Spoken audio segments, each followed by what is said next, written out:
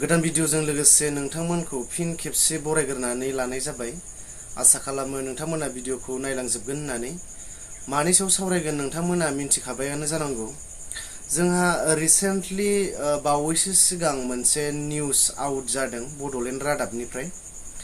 बेवहाय माने 53 सुबुं माने ex-NDFB फोरनि केसखौ दिखांनानै होनाय आरो 15 NDFB फोरनि 94 था केसफोरखौ दिखांना होनाय बेफोरबायदि खोथा बुंदों।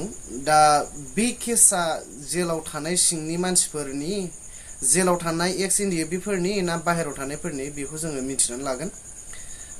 दायो नोंथांमोना मोनसे भिडिअ क्लिप दिन्थिग्रोनानै लानि।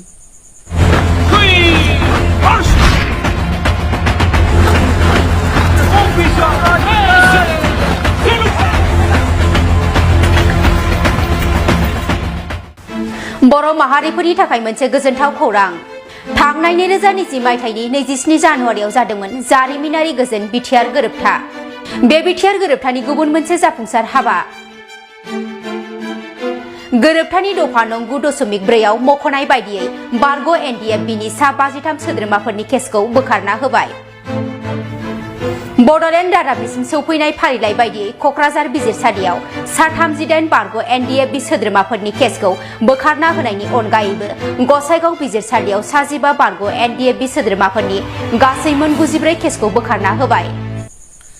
दा नोंथांमोना भिडिअखौ नायबाय नङा होमबा ना? दा बेयावहाय नोंथांमोना नोंथांमोननि खोमाजोंनो खोनासंबाय।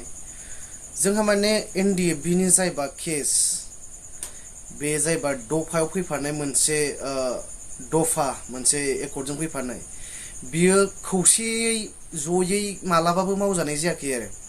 बिनि गेजेरावनो बबेबा रिजाल्ट ओंखारनाय, बबेबा फास्ट ट्राक कर्ट, बबेबा बायदिसिना गुबुन गुबुन लामाजों केसफोरा थांबाय थादों। माने मोजां लिगेल मथे थांनाय बायदि मोनाखै आरो, मोना माने नायनो थाङोबा। दा नैबे दा रिसेन्टलि दा जाय निउसआ, जाय बाथ्राया आउट जादों, बे बेसेबां सैथो जों बेखौ बुंनो हाया। नाथाय बुंनो थाङोबा आंनि मिथिनायाव बियो जेल सिङाव थानाय सुबुंफोरनि जानाय नङा। मानो होननानै बुङोबा दाख्लैसो जोंहा रन्जन सारमोनखौ बारदिक होखांबाय नङा होमबा ना? दा बियो केसा जायफोर दा माने बाहेरायाव दङ, न'खरफ्राव संसार जानानै दङ, जायफोरनि केसा माने बायाखै नङा होमबा, बैसोरो माने जामिनाव फैनांनाय, बैसोर माने दायो माने थानायाव हाजिर जाहैबाय थानो गोनां जायो आरो। जोंनि NDFB फोरा मिथिनाय बायदिब्ला नागालेण्ड, अरुणाचल, भुटान, मिज'रामफोर बायदियावबो मास मोनफ्रोमबो माने बेफोरबायदि साइन हैनांगौ, हाजिर जाहैबाय थानांगौ होननाय खोनानो मोनो आरोना। दा बैसोर सुबुंफोरनि केसा बायदोंबाथ' जोबोद मोजां। आंनि मिथिनायाव बैफोरनो बायदों, आंनि बुजिनायाव आं बेखौ सानो। नाथाय दा जायफोर जेल सिङाव दङ बिथांमोननि जानाय नङा बियो। मानो होननानै बुङोबा जोंहा बारदिक होफिनखानाय जाबाय नङा होमबा ना?